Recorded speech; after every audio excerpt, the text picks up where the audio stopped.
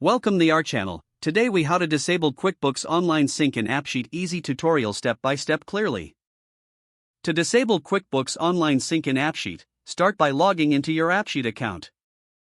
Navigate to the app dashboard for the app you want to modify. Click on the Data tab located in the left sidebar. Select Tables to view the list of tables in your app. Locate the table that is linked to QuickBooks Online.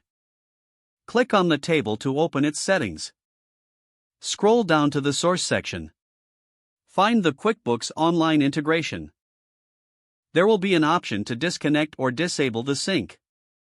Select that option to proceed. A prompt may appear asking for confirmation. Confirm that you want to disable the sync. Once confirmed, the QuickBooks Online integration will be disabled for that table. Review your app to ensure that the sync has been successfully turned off. Finally, save any changes you've made to the app configuration. If the page does not load, refresh the browser or try again in a private or incognito window. Make sure you are using the correct email address, then retype it carefully to avoid small typos.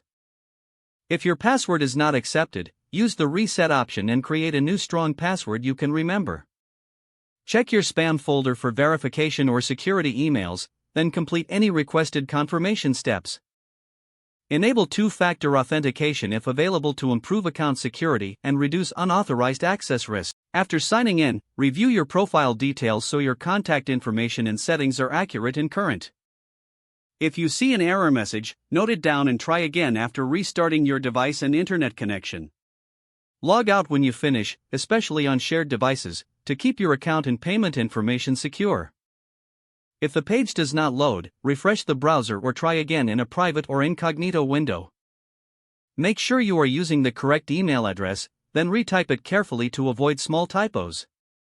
If your password is not accepted, use the reset option and create a new strong password you can remember. Check your spam folder for verification or security emails, then complete any requested confirmation steps.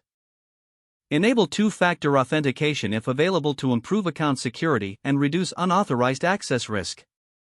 Don't forget to like this video and subscribe to our channel for more step-by-step tech guides.